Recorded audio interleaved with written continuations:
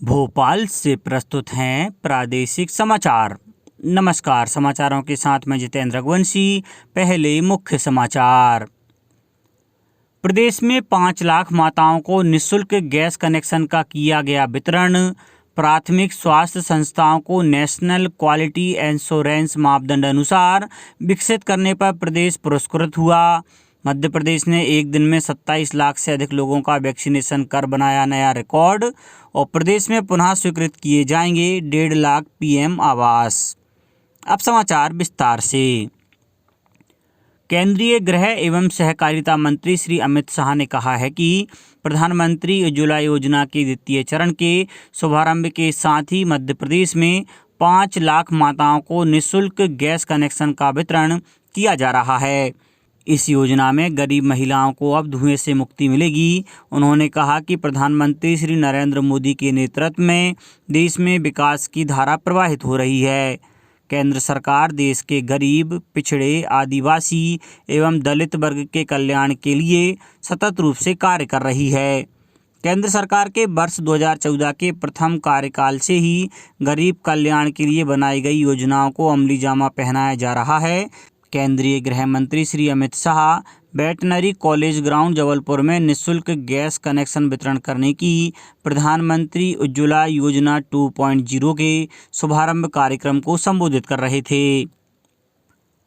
केंद्रीय माध्यमिक शिक्षा बोर्ड 16 दिसंबर 2021 से 13 जनवरी 2022 के बीच केंद्रीय शिक्षक पात्रता परीक्षा CTET के 15वें संस्करण का आयोजन करेगा।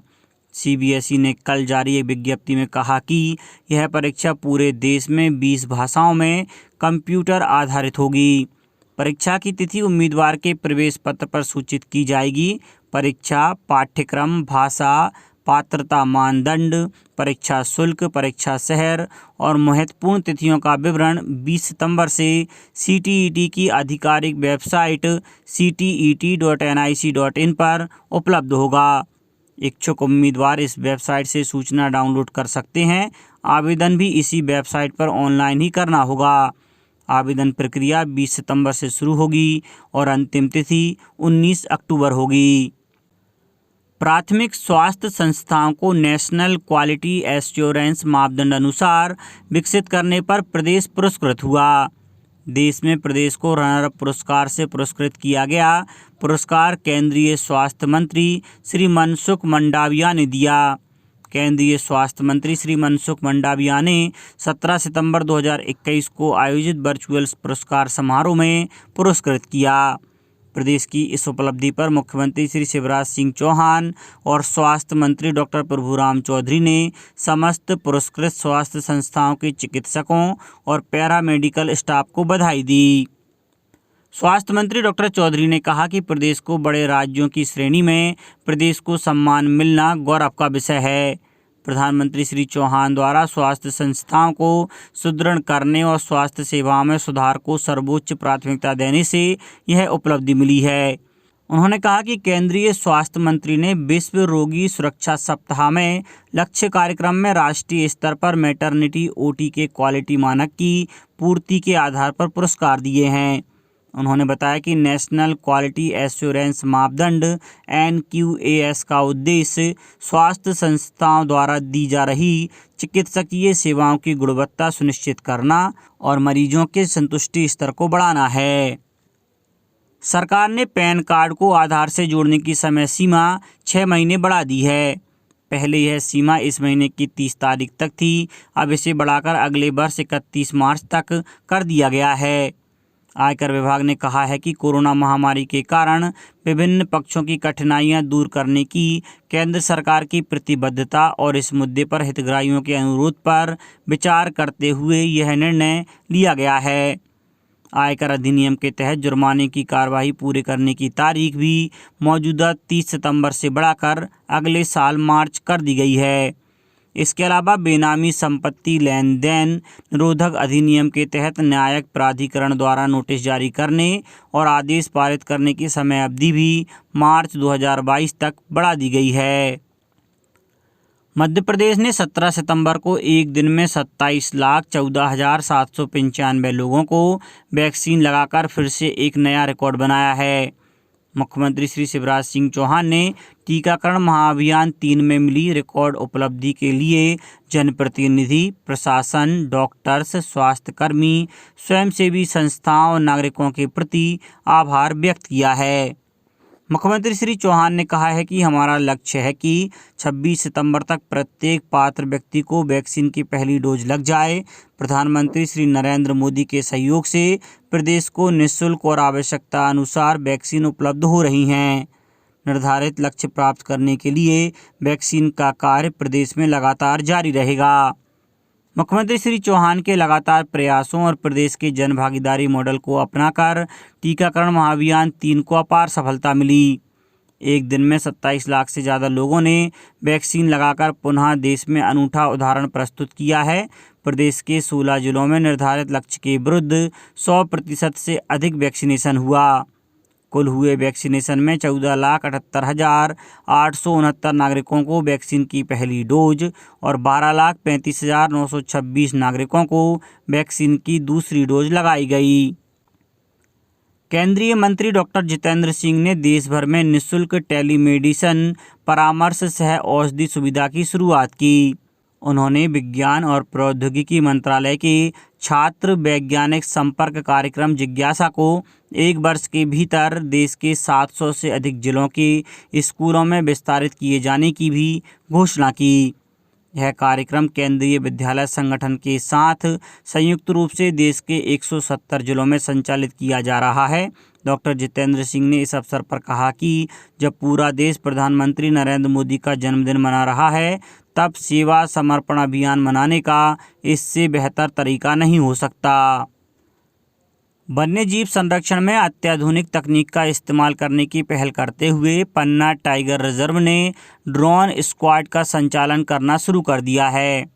प्रत्येक महीने ड्रोन स्क्वाड संचालन की मासिक कार्य योजना तैयार की जाती है। ड्रोन स्क्वाड से वन्यजीवों की खोज, उनके बचाव, जंगल की आग का स्रोत पता लगाने और इसके प्रभाव की तत्काल जानकारी जुटाने, संभावित मानव पशु संघर्ष के खतरे को टालने और वन्य जीव संरक्षण संबंधी कानूनों का पालन कराने में मदद मिल रही है।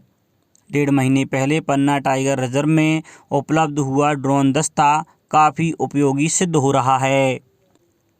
सूक्ष्म, लघु और मध्यम उद्यम एवं विज्ञान प्रौद्योगिकी तथा छतरपुर जिले के प्रभारी मंत्री श्री ओम प्रकाश सखलेचा ने नगरपालिका के सीएमओ और जनपदों के सीईओ के साथ बैठक में कहा, प्रदेश में 1.5 लाख पीएम आवास पुनः स्वीकृत किए जाएंगे।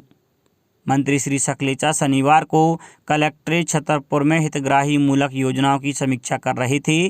उन्होंने निर्देश दिए कि पात्र हितग्राहियों को लाभान्वित करने के लिए प्रचार प्रसार कर नाम जोड़ें, विकास खंडवार जन समस्या निवारण शिविर लगाएं। उन्होंने मूलभूत सुविधा सहित निर्माण कार्यों की समीक्षा की। स्वच्छता और पेयजल की वर्तमान स्थिति की जानकारी लेते हुए निर्देश दिए कि निर्माण कार्य पूर्ण पारदर्शी हों तथा समय पर काम न करने वाले ठेकेदारों पर कार्रवाई की जाए। पशुपालन एवं डेयरी विकास मंत्री श्री प्रेम सिंह पटेल ने कहा है कि सभी कलेक्टर और पशुपालन विभाग के अधिकारी सुनिश्चित करें कि राष्ट्रीय एवं राज्य राजमार्गों पर मवेशी न बैठें। इससे मवेशियों के साथ ही लोगों का भी सड़क दुर्घटना के प्रति खतरा बढ़ जाता है। श्री पटेल ने पशु चिकित्सा संस्थाओं के प्रभारियों से कहा है कि वे पास के गौशालाओं में उपलब्ध गौवंश की सतत निगरानी करें और पशु उपचार की सुविधा समय पर प्रदान करें। सभी गौशालाओं में अनिवार्य रूप से सूखा स्थान, भूसे का भंडारण और स्वच्छ जल उपलब्ध हो। अपर मुख्य सचिव पशुपालन ने सभी जिला कलेक्टरों को जारी पत्र में कहा है कि प्रमुख सड़क मार्ग और शहरी क्षेत्रों के आवारा गौवंश को पास की गौशालाओं में स्थानांतरित करने के लिए नगरीय निकायों और ग्राम पंचायतों को निर्देशित करें। गौशालाओं में उपलब्ध गौवंश का बारिश के कारण सुरक्षा का विशेष ध्यान रखें। उनके आवास का स्थान सूखा एवं सुविधाजनक हो। संक्रामक बीमारियों से बचाने के लिए गौवंश का टीकाकरण सुनिश्चित करें। प्रदेश के लाखों अधिकारी कर्मचारी डीए और प्रमोशन के मुद्दे पर फिर से आंदोलन करने सड़कों पर उतरेंगे। शनिवार को मध्य प्रदेश अधिकारी कर्मचारी संयुक्त मोर्चा द्वारा भोपाल में बुलाई गई मीटिंग में सहयोगी संगठनों के पदाधिकारियों ने 4 चरणों में ब्लॉक व जिला स्तर पर बड़ा आंदोलन करने का निर्णय लिया है। राजधानी में भी आंदोलन करने की सहमति बनी है। इसे लेकर सरकार को 20 सितंबर को नोटिस देकर आंदोलन का शंखनाद करेंगे। मीटिंग कर्मचारी भवन गीतांजलि चौराहा पर हुई, जिसमें मोर्चा के जिला अध्यक्ष, संयोजक एवं सहयोगी संगठनों के पदाधिकारी शामिल हुए। मीटिंग में आगामी रणनीति के लिए एजेंडे पर चर्चा की गई। निर्णय लिया गया कि आगामी दिनों में 4 चरणों में होने वाले आंदोलन की रूपरेखा बनाई जाएगी। मोर्चा के प्रदेश प्रवक्ता सुभाष शर्मा ने बताया कि आंदोलन की शुरुआत ब्लॉक स्तर पर धरना प्रदर्शन करके की जाएगी। इसके बाद जिला और फिर राजधानी स्तर पर बड़ा आंदोलन किया जाएगा। कर्मचारी नेताओं ने सरकार द्वारा कर्मचारियों के महंगाई भत्ते, पदोन्नति एवं अन्य मांगों को नज़रअंदाज करने पर नाराजगी व्यक्त की है और कहा कि आगामी दिनों में होने वाले आंदोलन में वे एकजुट होंगे। अब बात मौसम की। सितंबर ने मध्य प्रदेश के कई जिलों को सूखे से बचा लिया है। 24 घंटों में इंदौर, भोपाल समेत प्रदेश के 52 में से 46 जिले तरबतर हो गए। आगर मालवा, राजगढ़ और रायसेन में तो रात भर से जारी बारिश के कारण जनजीवन प्रभावित हुआ है। मौसम वैज्ञानिक पीके साहा ने बताया कि अगले 48 घंटे में एक और सिस्टम तैयार होने की संभावना है। यह पहले 16 और फिर 17 में सक्रिय होना था, लेकिन अब 20 सितंबर के आसपास सक्रिय होता दिख रहा है। यह भी जारी सिस्टम की तरह ही बारिश करा सकता है। ऐसे में अब प्रदेश में सामान्य बारिश लगभग हो गई है। इससे डैमों की हालत भी सुधर गई है। भोपाल के कैरवा समेत प्रदेश के कई डैमों के गेट खोले जा चुके हैं। अगले 24 घंटों के दौरान प्रदेश के 3 जिलों में भारी बारिश हो सकती है। राजगढ़, आगर और उज्जैन में तेज पानी गिर सकता है। इसके अलावा नीमच, शाजापुर, मंदसौर, रतलाम, धार, इंदौर, बड़वानी, झाबुआ, अलीराजपुर, खरगोन, देवास, गुना और डिंडोरी में कहीं कहीं हल्की बारिश हो सकती है। अंत में मुख्य समाचार एक बार फिर। प्रदेश में 5 लाख माताओं को निःशुल्क गैस कनेक्शन का किया गया वितरण। प्राथमिक स्वास्थ्य संस्थाओं को नेशनल क्वालिटी एश्योरेंस मापदंड अनुसार विकसित करने पर प्रदेश पुरस्कृत हुआ। मध्य प्रदेश ने एक दिन में 27 लाख से अधिक लोगों का वैक्सीनेशन कर बनाया नया रिकॉर्ड। और प्रदेश में पुनः स्वीकृत किए जाएंगे 1.5 लाख PM आवास। इस बुलेटिन में इतना ही। घर पर रहिए, सुरक्षित रहिए और सुनते रहिए प्रादेशिक समाचार। नमस्कार।